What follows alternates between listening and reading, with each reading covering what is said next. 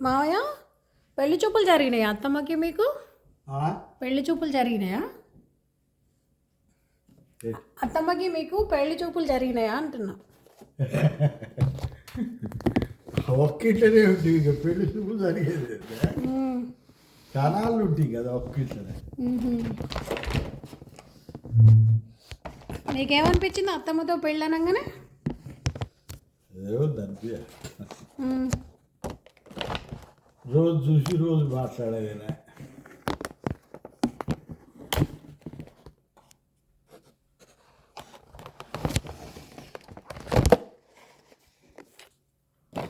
ఇంకా చెప్పండి ఏమన్నా అత్తమ్మ గురించి. అప్పుడు ఒకే ఇంట్లో 58 కంటే ముందు ఒకే ఇంట్లో 4 అన్నదమ్ములు ఉండేది. పెద్ద ఆయన మా బావ, 3వ బావ, 4వ బావ. మీరు మేనమావ ఇంట్లో ఉన్నారా? మేనబావ. అయితే మా అమ్మమ్మ ఉండే ఇక్కడ స్కూల్ లేదని యాదిరిపల్లి నుండి స్కూల్ చదివి అట్లా.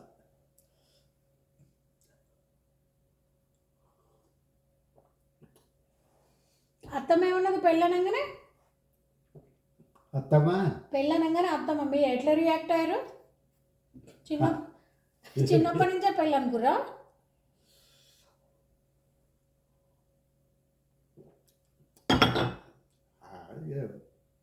రొటీన్ అనుకున్నా అంతే.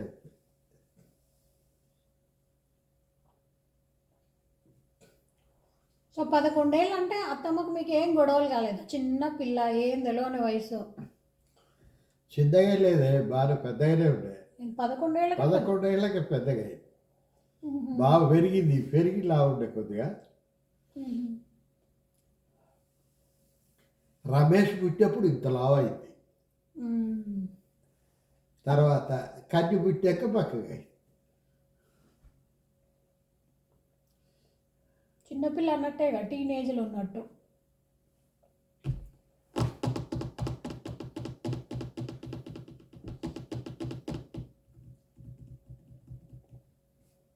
కన్ను పుట్టినప్పుడు పిల్లలు కాకుండా ఆపరేషన్ చేస్తే రియాక్షన్.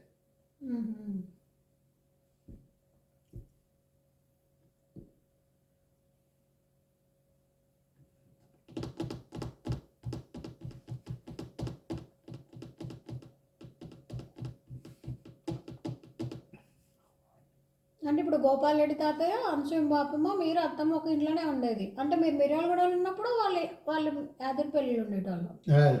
మీరు రిటైర్ అయ్యి మా అమ్మ నాన్న కూడా మా యాదగిరిపల్లి ఉండేది. ఈ ఇల్లు ఉంది కదా, ఈ ఇంట్లో ఉండేది వాళ్ళు, వాళ్ళ ఇంట్లో వాళ్ళు ఉండేది. మీరు రిటైర్ అయినాకనే యాదగిరిపల్లి వచ్చిరా? అప్పుడు ఇంకా గోపాల్ రెడ్డి తాతయ్య ఇంట్లో ఉన్నారు. ఆయన 95 డిసెంబర్లో మావ చచ్చిపోయాడు. చచ్చిపోతే ఆమె ఒక్కతే ఉంది. అప్పటికే అమ్మ నాన్న పోయారు కదా, ఇంట్లో ఎవ్వరు లేరు, తాళం వేసి ఉంది. అయితే ఆడికి వచ్చినాం, మన ఇంటికే వచ్చినాం. ఈ ఇంటికి వస్తే అత్తమ్మ ఉండి, నేను ఒక్కదాన్ని ఉండలేకపోతున్నా, మీరు కూడా ఇళ్ళకి రారి, పెద్ద ఇల్లు, అది చిన్న ఇల్లు కదా, ఇది పెద్ద ఇల్లు అంటే మళ్ళీ తాళం వేసి వచ్చి ఇలా.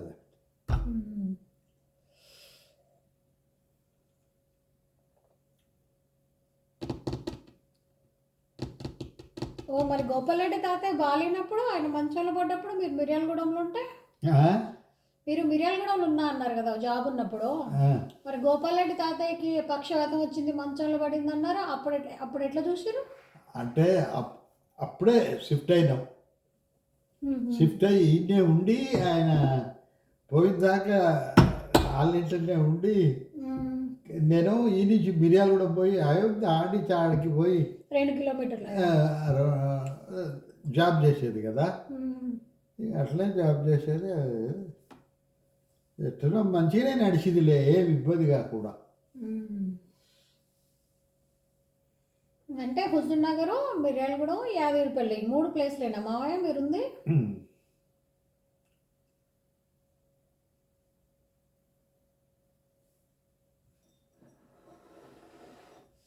మరి అత్తమ్మ హిందీ ఎప్పుడు చెప్పింది, ఎవరికి చెప్పింది?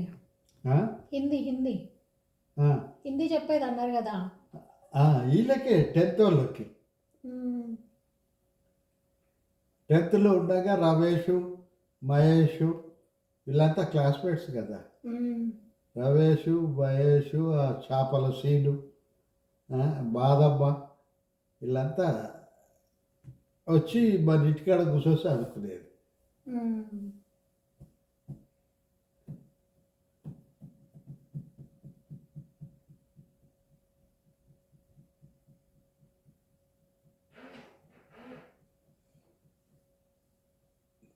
అయితే అత్తమ్మకు మీకు ఎప్పుడు ఒక చిన్న గొడవ కూడా కాలేదంటారు.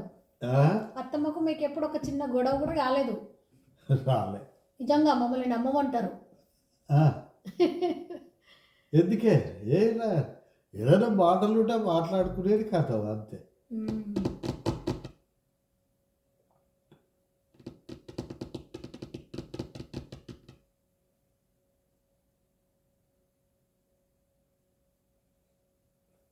రమేష్ని తీసుకుపోయి రెడ్డి హాస్టల్లో పెట్టి బీఎస్సీలో జాయిన్ చేసిన. ఉమ్. చేస్తే ఈమె ఉండి మా మహేష్కు, కృపాకర్కు ఇంజనీరింగ్లో జాయిన్ చేశారు. ఉమ్. మనోని కూడా ఇంజనీరింగ్లో జాయిన్ చేయాలి అంటే అప్పుడు 30,000 ఆనించి తక్కువ. ఉమ్. అదేసి తీసుకుపోయి మళ్ళా అక్కడ ఇంజనీరింగ్లో జాయిన్ చేసి వచ్చిన. అంటే అలా 4 ఎకరాల పొలం అమ్మితే 30,000 వచ్చినాయా మావయ్య?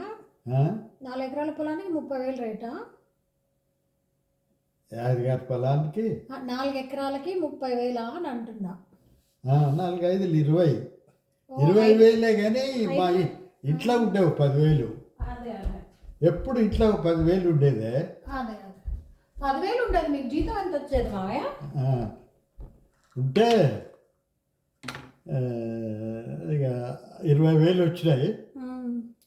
20,000 వస్తే 10,000 ఇట్లా కలిసి 20,000 ఆడ డొనేషన్ కట్టా. 5,000 వానికి ఇల్లుకు ఉండటానికి ఖర్చులకు ఇచ్చి పంపించాం. ఆ రోజులు 5,000 తీసుకొని పోయి ఉండాడు. ఈ రోజుల్లో పోతారా పొమ్మంటే? తక్కువ డబ్బులు అంటారు.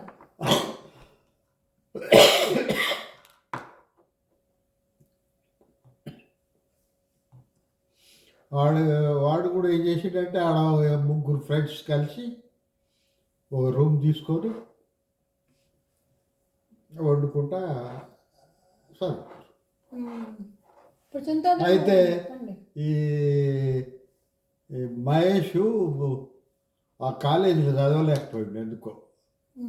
మళ్ళా కొన్ని పైసలు ఖర్చు పెట్టి హైదరాబాద్ ట్రాన్స్ఫర్ చేయించుకో ఇంజనీరింగ్కి. హైదరాబాద్ ట్రాన్స్ఫర్ అయితే ఖర్చులు కూడా తక్కువ రామావే. మన ఇంటికి దగ్గర పట్లగా బియ్యాలు, ఉప్పులు, పప్పులు అన్నీ మన ఇంటి నుంచి పోతాయి. మన ఇల్లు ఎక్కడిది అప్పుడు అక్కడ హైదరాబాద్లో? అంటే ఇక్కడ నుంచి పంపొచ్చు కదా, యాదగిరిపల్లి నుంచి. కలకత్తాకి అయితే పంపలేరుగా, హైదరాబాద్ అయితే పంపొచ్చుగా. కలకత్తా కాదుగా, బెంగళూరు. బెంగళూరులోనే బావగారు ఇంజనీరింగ్ చేసింది. నాకెందుకు కలకత్తా అని గుర్తుంది. తప్పు, నువ్వు ఆలోచన ఎట్లా పోయిందాను కానీ బెంగళూరు చదివింది. ఇంకో సంతోషమ్మ గురించి చెప్పండి. ఎప్పుడు ఎక్కడ చదివింది? మిర్యాలగూడలో చదివింది. హైదరాబాద్ హాస్టల్, రెడ్డి హాస్టల్లో డిగ్రీ చదివింది అక్కడ. మిర్యాలగూడలో ఇంటర్మీడియట్ దాకా చదివింది.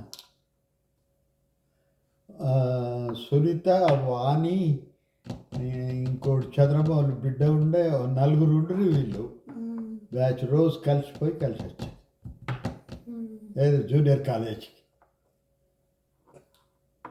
కన్నీ ఏడు చదివిండు చిన్నప్పటి నుంచి? కన్నీ నారాయణ స్కూల్లో చదివిండు చిన్నప్పుడు. సరస్వతి విద్యానికేతన ఏదో. తర్వాత నారాయణ స్కూల్ నుంచి సరస్వతి విద్యానికేతన. కానీ నారాయణ సార్ ఏమన్నాడంటే మేవుడిని ఇంజనీరింగ్ చెప్పి చాలా తెలికల్లోడు అని చెప్పిండు. నారాయణ సార్ నాకు కూడా చెప్పిండు. నాకు చెప్పిండు కాబట్టి నాకు పరిచయం బాగా. చెప్పిస్తే సార్ అని మేము పైసలు తయారు చేసినాం. డొనేషన్ కట్టి అయితే నేను చదవా. అదేలేండి. అంటే ఇంటర్ తర్వాత బీఎస్సీ మ్యాథమెటిక్స్ చదివిందా? తర్వాత ఇక ఎంసీఏ చదువు. బీఎస్సీ మ్యాథమెటిక్స్ చదివిన వాళ్ళకే ఎంసీఏ ఎలిజిబుల్. అప్పుడు అప్పుడు కొద్దిగా రూల్ ఎక్కువ ఉండే దానికి. తర్వాత లిబరలైజేషన్ అయింది. కానీ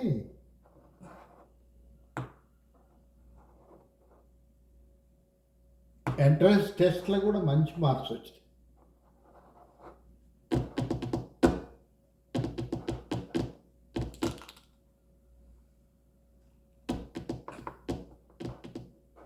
ఏదో ఇట్లా అయ్యేది ఉండి అప్పుడు వాళ్ళ అమ్మ ఫోర్స్ చేసి ఎంట్రన్స్ రాపిచ్చి ఎంసీఏకి నేను కూడా పోరా నీకు ఇది పనికిరాదురా, ఈ బిజినెస్ ఇవ్వాలి ఉంటుంది రేపు పోద్ది. అసలు ఆయన బిజినెస్ చేయగలిగే మనిషి కాదు మావయ్య. ఆయన మనస్తత్వానికి బిజినెస్కి అసలు మ్యాచ్ కాదు. ఇప్పుడు కూడా ఆయన బిజినెస్ చేస్తా అంటే నేను వద్దనే చెప్తా. రిటైర్ అయిన తర్వాత కూడా ఆయన చేయలేదు. బిజినెస్ అంటే ముఖం ఖండించుకొని మాట్లాడే మనస్తత్వం ఉండాలి.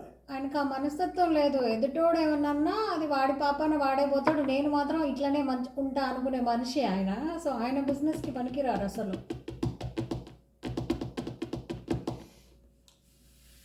బిజినెస్ ఫెయిర్ ఉండే దగ్గర చేయగలుగుతాడు. ఇంకా అమెరికా లాంటి ప్లేసులలో చేసుకోవాలి బిజినెస్ ఆయన.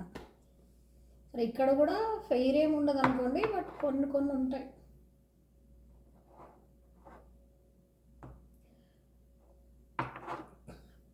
అయితే అత్తమ్మకు ఆరోగ్యం కానీ చాలా నష్టపోయినావు ఫైనాన్స్ పెట్టి. అంతే మావయ్య, బార్ షాప్ పెట్టి ఫైనాన్స్ పెట్టి గోల్డెన్ పైసలు పోయినాయి. అదేలేండి, ఆ రోజులలో 1,00,000 రూపాయలన్నా చాలా పెద్ద డబ్బులు. 2 లక్షలే. సరే అత్తమ్మకి ఆరోగ్యం ఎప్పుడు ఖరాబ్ అయింది ఫస్ట్ టైం? కన్ను పుట్టిన తర్వాతనే. అప్పుడు కన్ను పుట్టిన దాకా చాలా బాగా హెల్దీగా ఉండే. 26 ఏళ్ళు ఉంటాయి అప్పుడు అత్తమ్మకి. అంతేగా 26, 27 ఏళ్ళు ఉంటాయి ఉండొచ్చు. 59 అంతే. అంతే 26 ఏళ్ళు ఉంటాయని చెప్పింది నాకు. ఆ వయసులో థైరాయిడ్ వచ్చింది కదా. థైరాయిడ్ వచ్చినప్పుడే బీపీ షుగర్ అన్నీ వచ్చినాయిగా. థైరాయిడ్ వచ్చిన తర్వాత షుగరు బీపీ వచ్చాయి. అప్పటి నుంచి మందులు వాడుతున్నారు వాటికి. వచ్చినప్పుడు కూడా మంచిగానే ఉండే మనిషి, హెల్తీగా ఉండే, మంచిగా ఆడికంటే ఆడికి తిరిగేది, ఏదంటే అది చేసేది అంతా ఉండే. ఏముందా ఫస్ట్ టైం ఆ కాలుకి గడ్డొచ్చి అదే నా ఫస్ట్ టైం. అదే మేజర్. అదే మేజర్. అది మేము అనవసరంగా పోయినాం బస్సులో. ఈ తీర్థయాత్రలన్నీ బస్సులో పోయినాం. అందరు పోతుంటే మన రిలేషన్షిప్పే, రిలేటివ్సే అందరు మనోళ్ళే కాబట్టి పోయినాం. పోతే ఆమెకి ఇక్కడ కూర్చొని ఆడ అది ఎర్రగా అయ్యి ఆడ గడ్డ మాదిరిగా అయ్యి ఇన్ఫెక్షన్ వచ్చి. ఎన్ని రోజులు పట్టింది మా ట్రీట్మెంట్కి? 40 రోజులు పట్టింది. 40 రోజులు, 2 నెలల దాకా. 2 నెలలు హాస్పిటల్నే ఉంది. ఈ తొడకు ఈతలాగా రాద్రం చేసిరి. ఇదంతా ఇది అసలు బతకదన్నారు. ఏదో దేవుని దయలో బతికింది. ఇంకా దాంట్లో నుంచి కోలుకున్న తర్వాత మళ్ళీ మేజర్ ఎప్పుడైంది? మళ్ళీ మేజర్ ఏముంది లేదు, ఇక మేజర్గా ఏం లేదు. అంటే మా పెళ్ళప్పుడు కూడా కొంచెం బాగాలేకుండా వ్రతం మీద కూర్చోలేకపోయింది కదా. తర్వాత గర్భసంచి ఆపరేషన్.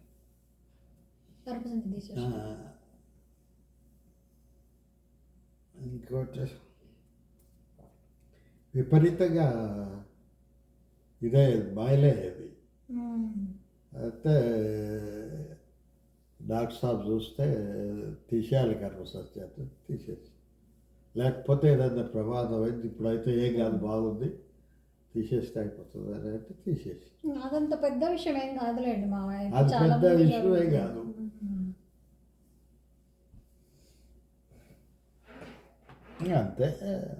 అంతే. దాని తర్వాత హార్ట్ సర్జరీయే కదా పెద్దది. తర్వాత ఓపెన్ హార్ట్ సర్జరీ. అది మొన్ననే అయింది, అది నాకు తెలుసు.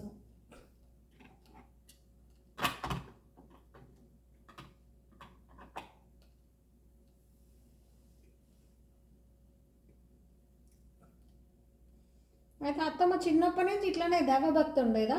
ఆ? దేవుడి పూజలు అవన్నీ చిన్నప్పటి నుంచే ఉండేదా? ఏమో భక్తి ఉండేది చిన్నప్పటి నుంచి కూడా. ఉమ్. రోజు పొద్దున్నే లేచి స్నానం చేసి బొట్టు పెట్టుకొని దండం పెట్టే ఇది చేసేది. ఉమ్. ఈ మంత్రం ఎప్పుడు తీసుకున్నారు? మంత్రం 30 ఏళ్ళు అయింది తీసుకొని ఉమ్. అందాదగా.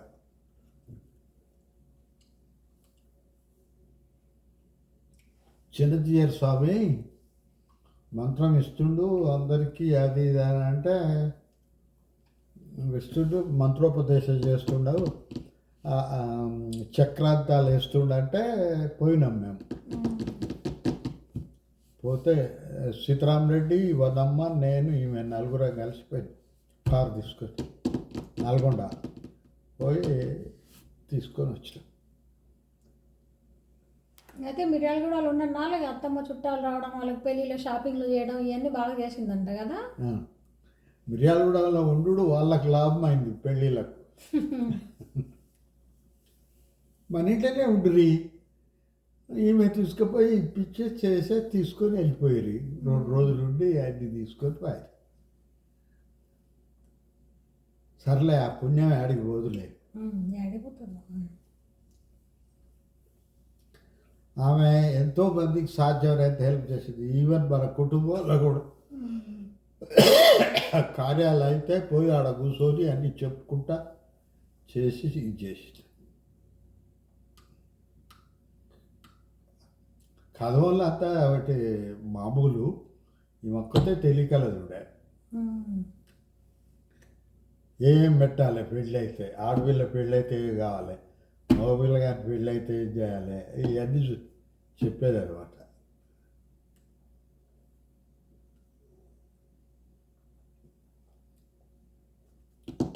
ఆ వెనకటి రోజుల్లో ఎవరన్నా, అయ్యా నేను మా అమ్మాయి పెళ్లి చేస్తున్నా పలానా డేట్ అది ఇది అని చెప్పి చూసి మంచిగానే ఉంది చేయరి అది ఇది అని ఒక 50 రూపాయలు ఇచ్చి పంపించేది.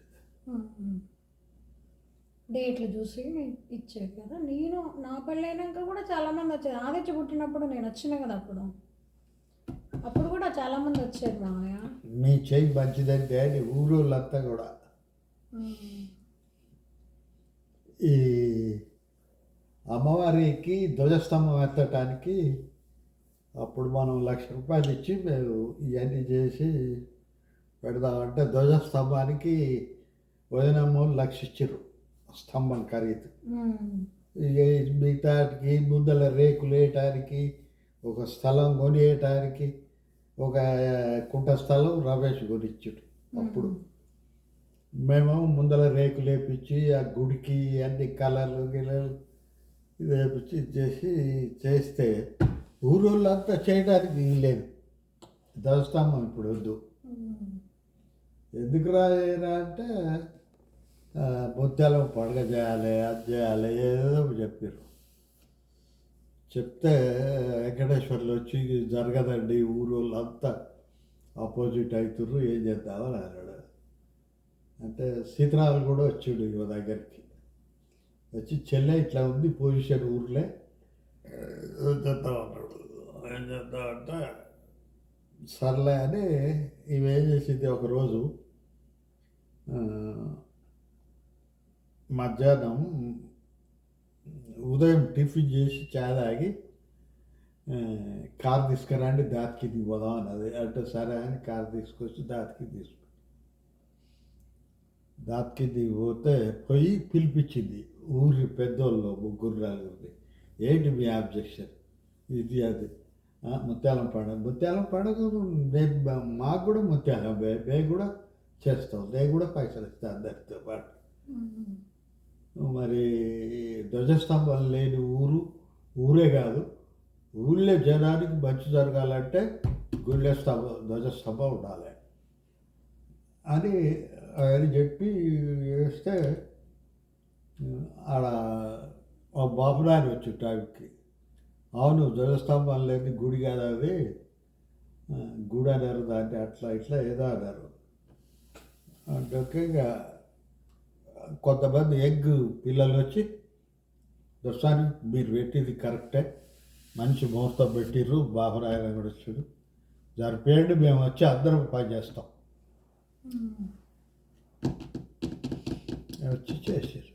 ఓ ఎంత జనం వచ్చింది అనుకున్నావు, యాదగిరి పెళ్ళి, ఉట్ల పెళ్ళి, కాలువ పెళ్ళి, తడకమల్ల తక్కలపాడి నుంచి వచ్చారు. మేమే కూర్చున్నాం దాని మీద, పెద్ద వేసారు యజ్ఞం మీద. సీతారామరెడ్డి, మేము, వాళ్ళ దాంట్లో కొంతమంది పెద్దోళ్ళను కూర్చోబెట్టి యజ్ఞం చేయించినాం.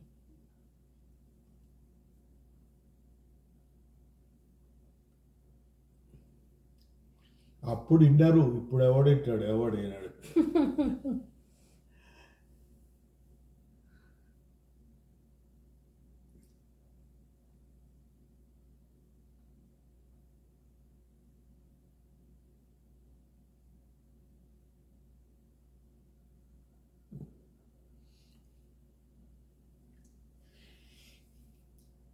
ఇప్పుడు ఈ గుళ్ళాడు కూడా గిద్దెడల్పు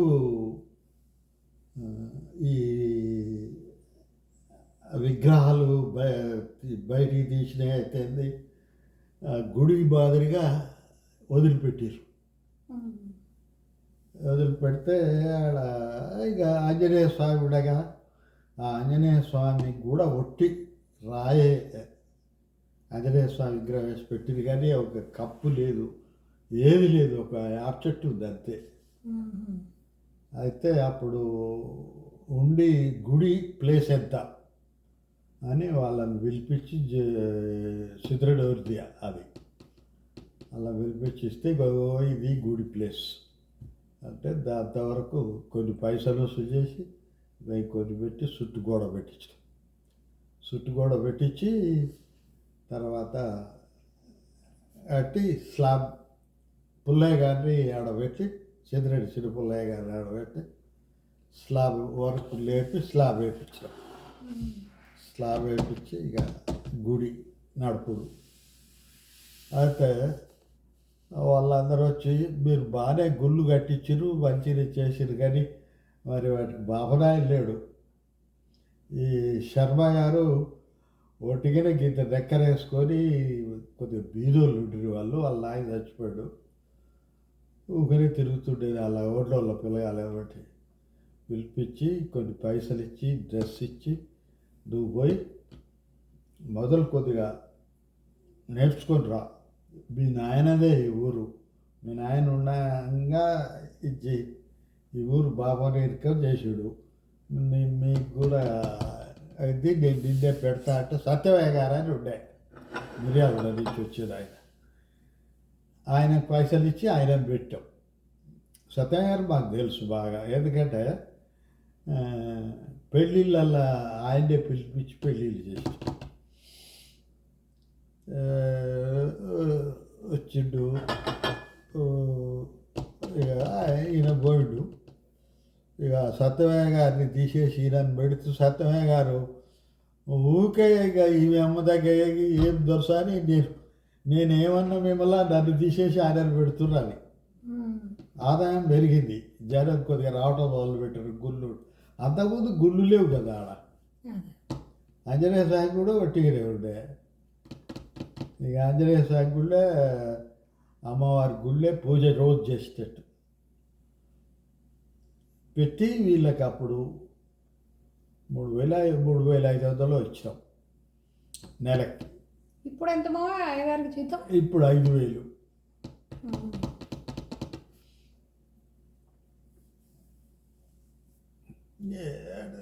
ఆమె ఏదో కొద్దిగా బాగానే తిప్పలు పడ్డది గుళ్ళ గురించి.